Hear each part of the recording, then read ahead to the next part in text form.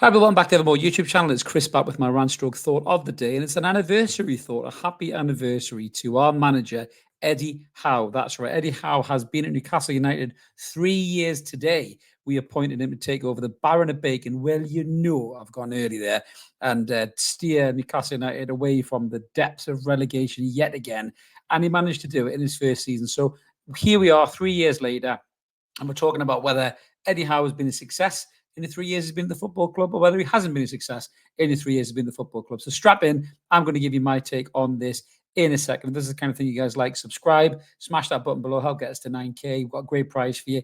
The retro Keegan style blue McEwen's top could be yours. I'll have more on Keegan in a minute, but smash that button, help us get there, guys, and let's talk about our manager. So here we go. As I say, 3 years down the line, Eddie Howe, it's been a bit of a roller coaster. There's been highs, there's been lows. There's probably been more highs than lows, I would say, in terms of the 3 years with Eddie Howe. So let's go back to the start. Obviously, he came in. Steve Bruce was still at the football club. The takeover happened. I was at the very first game. After the takeover, that Spurs game at home was unbelievable. Probably the most electric atmosphere I'd seen in St James's Park in God knows how long. Crowd were buzzing. City was alive. You know, the takeover was happening. We thought we were going to head to the dizzying heights of great success. And then you looked on the touchline and the Baron of Bacon was still there. We lost the game 3-1, I think it was. Even though we scored first with Callum Wilson, which, my God, the roar was incredible. And Steve Bruce, in his own words, said that there was only one negative thing remaining, and that was him. So Murdad, Gudusi, Amanda Staveley, they obviously did it the right way by the sound of it. Steve Bruce had a lot of nice things to say about them. They let him have his 1,000th game in charge as a manager. But the fact that he had a 28% win ratio at Newcastle, and we hadn't won a game in 28 games or something like that, it was time to go, and the new manager hunt began. So there was two names in the driving seat. And ironically, the one who looked like he was going to be the prime candidate was Unai Emery. It seemed to leak out that he accepted the job and he was taking the job. He was the current Villarreal manager at the time. Didn't happen, didn't take the job in the end, and now he's at Aston Villa doing amazing things, and I'm sure Villa are thrilled that he never took the Newcastle United job. But step forward, Eddie Howe, former Bournemouth manager, who was such a bright, exciting prospect as a manager. Was linked with the Arsenal job, the England job previously. Then Bournemouth tailed off a bit, it got relegated. Eddie Howe obviously lost his job, and he disappeared off into the football kind of wilderness. But he didn't just sit there, you know, and do fuck all and lick his wounds. He tried to better himself, as we were sharp going to find out. He come in, he delivered an unbelievable interview for the job. As Amanda Staveley said, I can imagine Eddie Howe being a PowerPoint wizard or a Google slide wizard. Obviously, other presentation formats are available. But he got the job. None of us were disappointed by it. We were excited by it.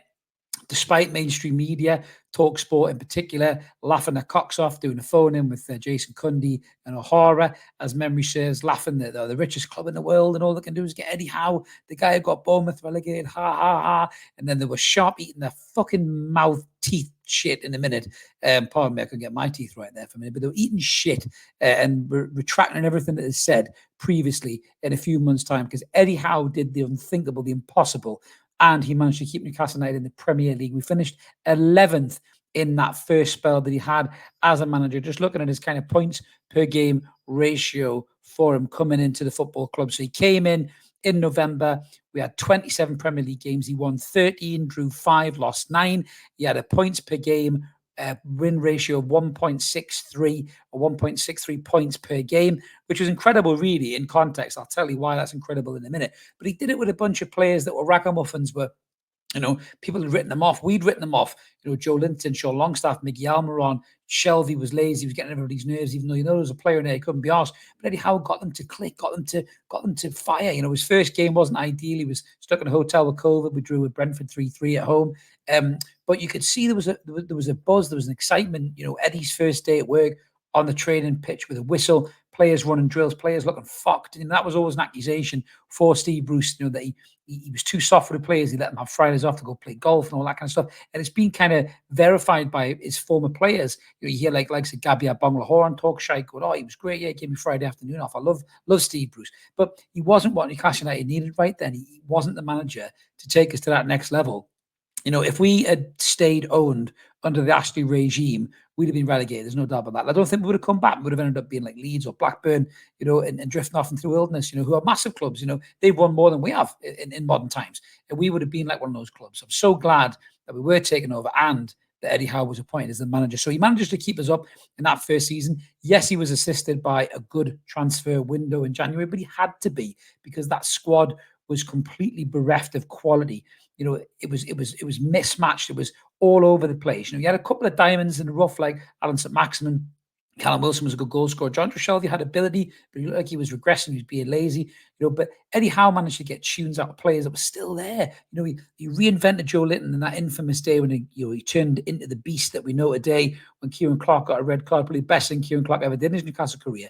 He reinvented Joe Linton. Mickey Almiron started to score goals. Sean Longstaff looked like the player that we all thought he was going to be when he burst on the scene under Rafa Benitez. And Steve Bruce ruined Sean. He was very open and honest about his mental health struggles under Steve Bruce. And even the other day I saw him being asked about Steve Bruce by Shearer and Lineker, who, bear in mind, are probably friends to Steve Bruce. And Sean was still very classy about the man, despite the fact he's obviously a fucking arsehole. And he wasn't very nice to Sean or Matty, but fair play to Sean for that. Shows a real level of maturity and restraint. But this is how bad Steve Bruce was to this football club.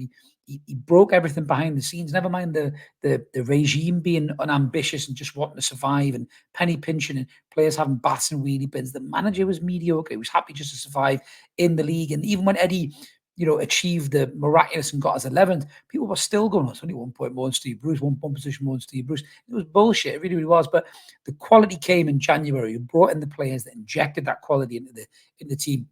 Kieran Trippier being the first one, the Iron Man of the project, really. The first one that came through. Atletico Madrid winner, La Liga winner, I think it was, with Champions League experience, England International, came to Newcastle United in a relegation fight. You were like, how the fuck is that going on?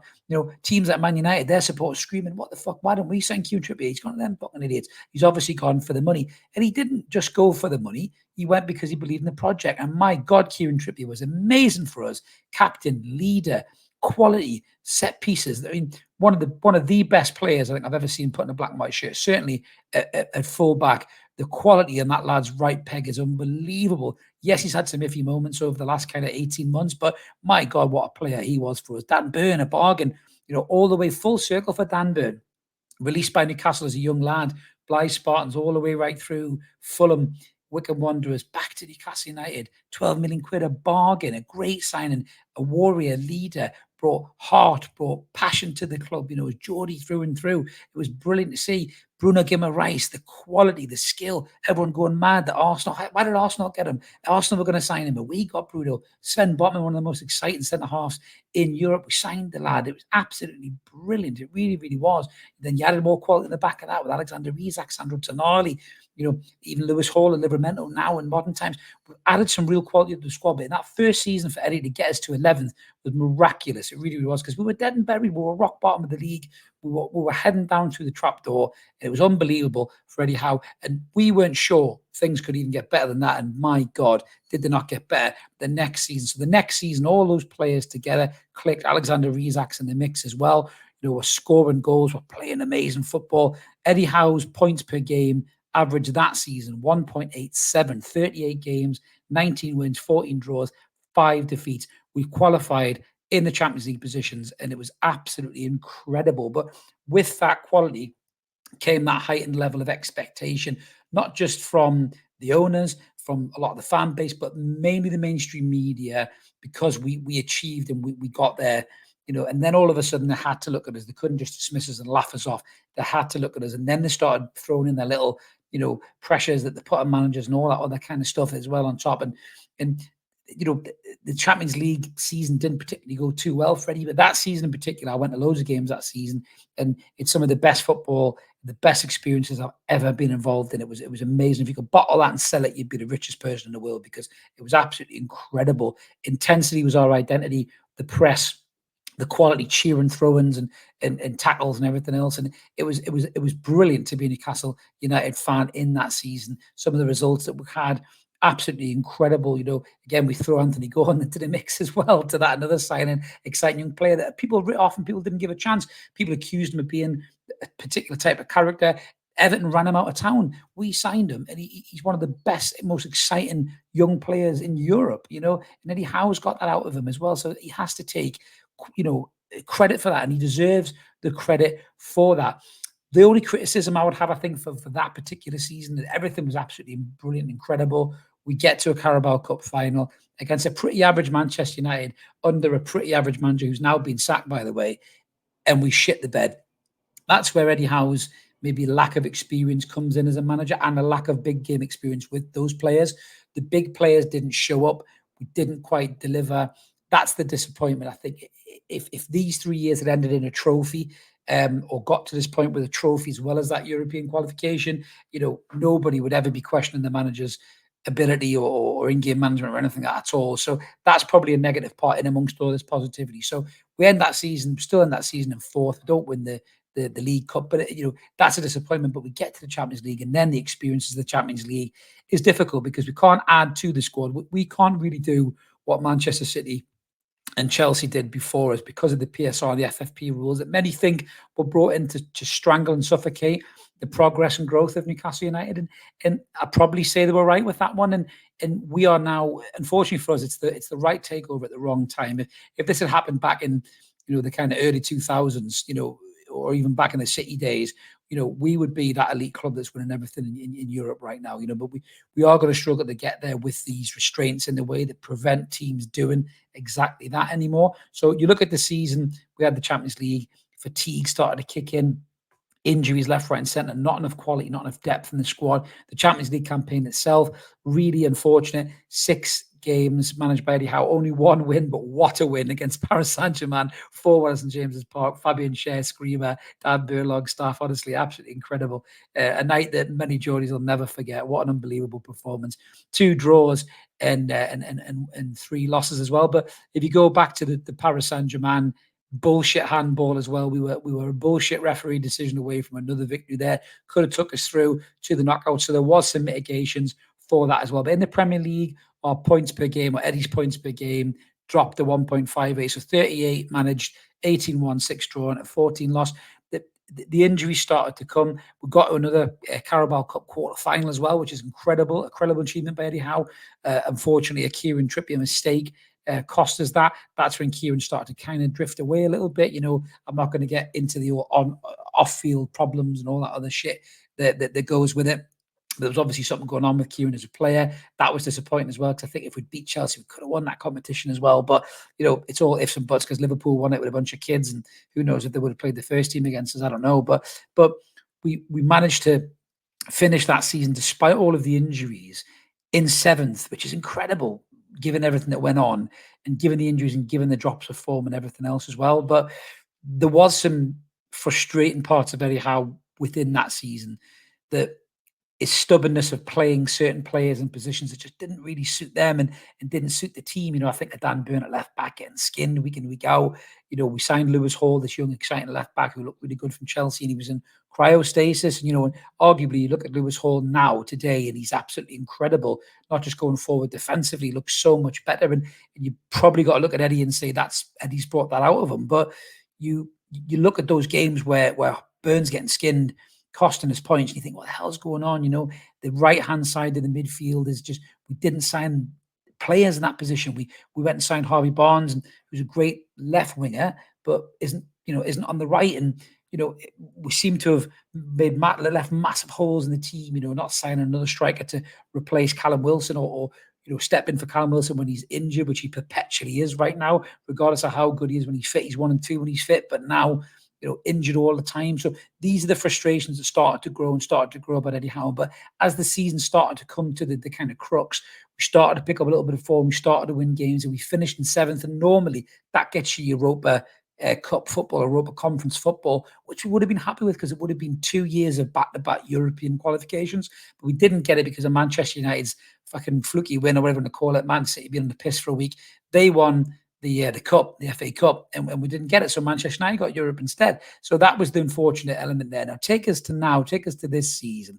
We haven't started this season particularly well. This has probably been the hardest time, I think, of Eddie Howe's 3-year reign. The points so far, 1.50. He's managed 8 games, won 3, drawn 3, lost 2. And there's been times this season where, despite some of the football being good, the selection, there's been questions about the selection, playing Jacob Murphy, who couldn't cross the street if you had a fucking zebra crossing in front of him, that kind of stuff. That's caused a lot of frustration by the fan base. And there has been people questioning the manager and questioning his suitability for the role, and saying, has he got us as far as he can go? Is there any more levels that he can take us? Is he the Mark Hughes of this project, where a lot of people said that at the start?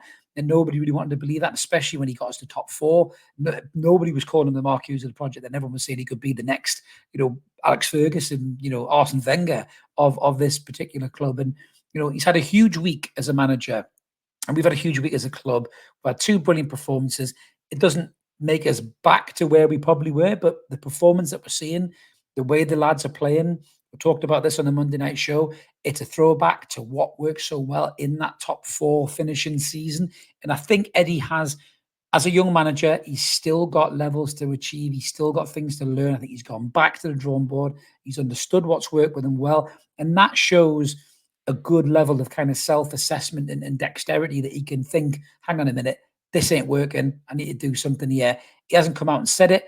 He's very articulate. That's one of the most, I think, impressive elements of Eddie Howe. He's charming, he's intelligent, he's articulate. It's a very low bar from the last manager who, argued with journalists, got them banned, called us, his hysterical and histrionic fans. I mean, not completely without, validity, I think, a little bit, but still, it wasn't the right thing to do, Steve Bruce. It really wasn't, to get the fans on board, especially he lost 28 games in a row, mate. But Eddie is so impressive in the press conferences. He's had to deal with a lot of shit. He's had to deal with geopolitics thrown at him, given who the owners are. He's had to deal with, the expectation levels growing. He's had to deal with the England links, and he's dealt with them just with a level of class that is almost unquantifiable. He's been so good at dealing with that in the press conference. That's his biggest strength. But the in-game management, you can question it.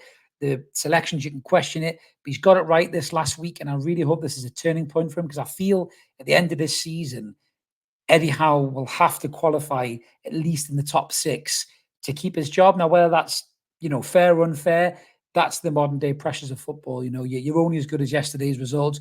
I always use the Claudio Ranieri position as a good analogy. This man won Leicester City, the Premier League, and he got binned. He got binned because the form wasn't good enough, and they were worried about slipping out of the league. And I'm not saying we're anywhere near there, but that means if he can get the bin, any manager can get the bin.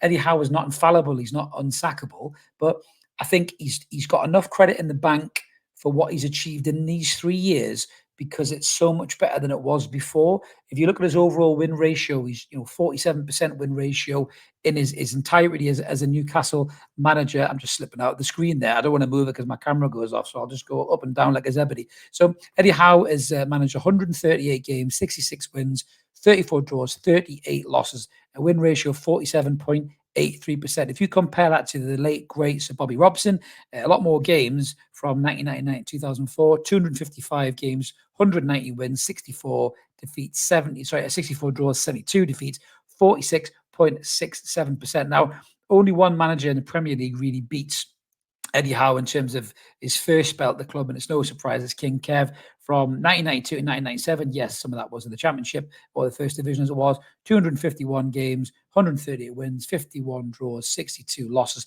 54.98%. And Chrissy Houghton got 55, but that was largely in the Championship. So his stats are right up there with the best modern day Newcastle United managers that there has been. We've had a wheel of mediocrity and shit, a huge shit cake, which Steve Bruce was the cherry on the top for years under the Ashley regime, with like Carver and Joe Kinnear, God rest his soul, but dreadful manager for Newcastle United, and even Pardew, who had that one good season, and other than that, pretty poor. So, to get a manager back in who's even you're able to throw in the same sentence as Sir Bobby Robson or Kevin Keegan should tell you how lucky we are to have this man as the manager. I mean, even Rafa, who did wonders for us in the Championship, largely his stats are kind of skewed there. He's on 42% win ratio. I think even Rafa's win ratio isn't as good as Eddie's. So you've got to look at it and say he's done such an incredible job as the manager of this football club in the 3 years that he's been here, and he deserves to have the respect and the credit that's given to him. But the pressure is on from this season to get a top 6 finish. And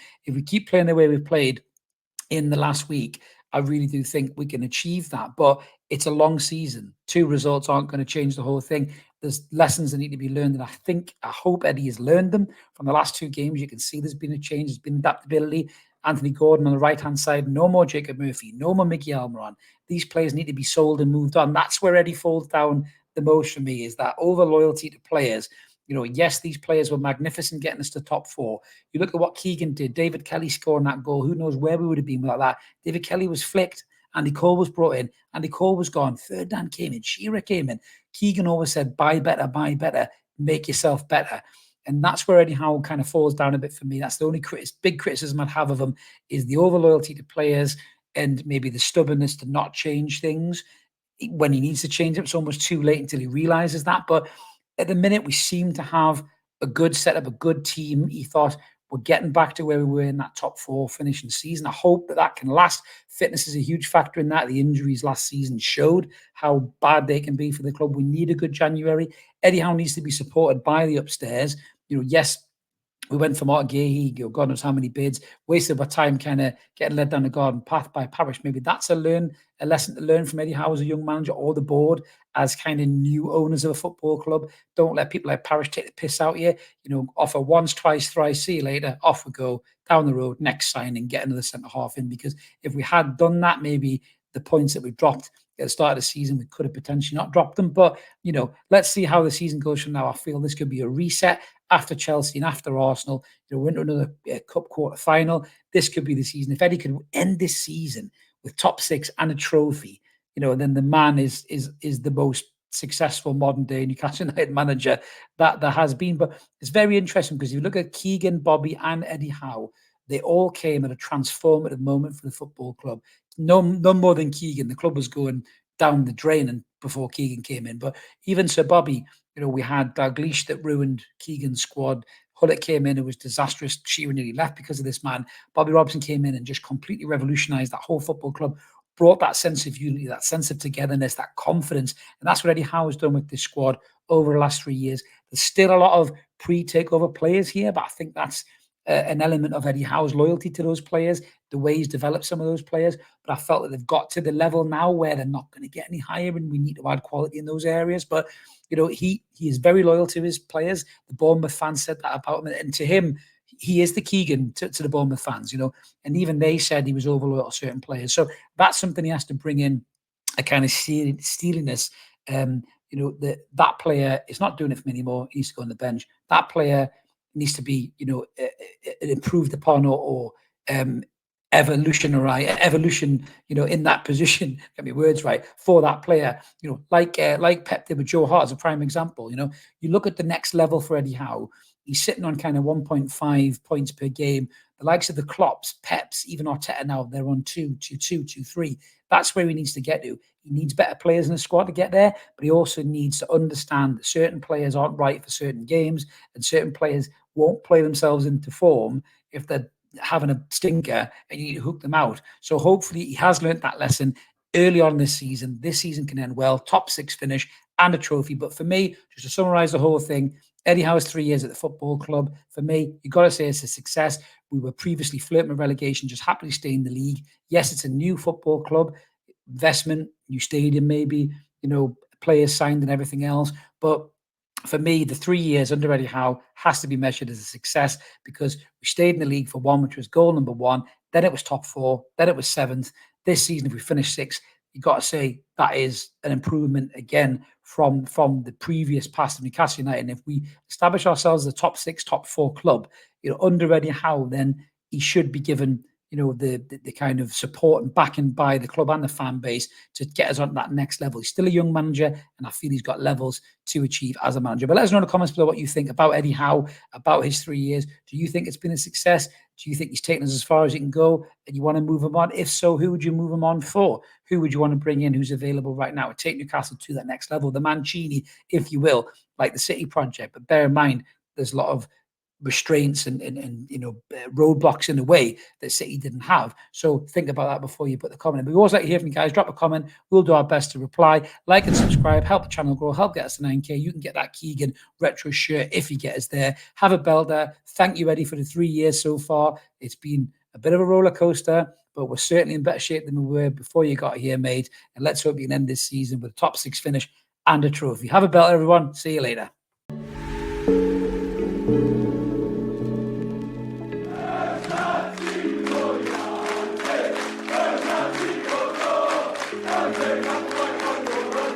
Hey!